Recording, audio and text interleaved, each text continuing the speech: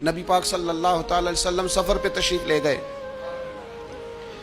حضور علیہ السلام کی عادت کریمہ تھی، جب سفر پہ جاتے تھے تو سب سے آخر میں ساری تیاری کر کے سامان سمیٹ کے سب سے آخر میں سیدہ فاطمہ الزہرا سے ملتے، پھر سفر شروع ہوتا، اور جب حضور واپس آتے تو سب سے پہلے سیدہ فاطمہ سے ملتے رضی اللہ تعالی۔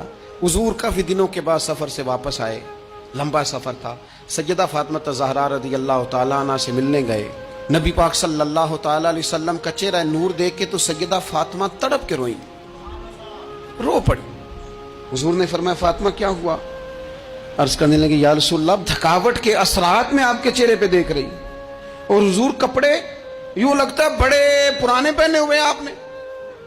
حضور اتنی مشقت کیوں کرتے ہیں آپ، اتنی محنت، اتنی جدوجہد؟ تو حضرت فاطمہ الزہرا فرماتی ہیں حضور نے مجھے تھپکی دی اور فرمایا فاطمہ رو نہ۔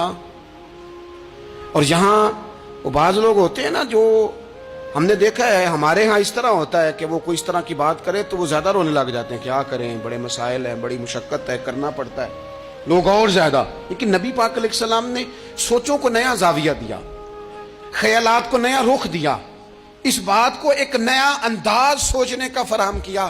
حضور فرمانے لگے فاطمہ رو نہ، تیرے باپ کو اللہ نے اعلیٰ مقاصد کے لیے دنیا میں مبعوث فرمایا۔ حضور فرمانے لگے فاطمہ کوئی گھر کچا، کوئی پکا، کوئی خیمہ ایسا نہیں بچے گا جہاں اللہ دین اسلام کو پہنچا نہیں دے گا۔ اور فرمایا فاطمہ یاد رکھنا، جس طرح رات چھا جاتی ہے نا، محمد عربی کا دین بھی چھا جائے گا، یہ چھا جائے گا دین، جس طرح رات چھا جاتی ہے یہ دین بھی چھا جائے گا۔ اور پھر دین چھا گیا، جگہ جگہ چھا گیا، یورپ میں بھی اذانیں پڑھی جانے لگی، امریکہ اور افریقہ میں بھی قرآن پڑھا جانے لگا، جگہ جگہ جگہ جگہ رسول اللہ صلی اللہ علیہ وسلم کے دین کی بات ہونے لگی۔ کہا فاطمہ کار کچا ہو یا پکا ہو، خیمہ ہو، ہر جگہ یہ دین پہنچے گا، اور دین پہنچا۔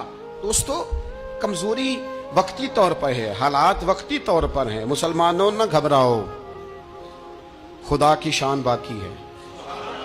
یہ دین فطرت ہے، یہ دین اپنی حقانیت کی وجہ سے پھیل رہا ہے، کسی کا محتاج نہ یہ کسی کے زور لگانے۔ مسلمانوں نہ گھبراؤ، خدا کی شان باقی ہے، ابھی اسلام زندہ ہے، ابھی قرآن باقی ہے۔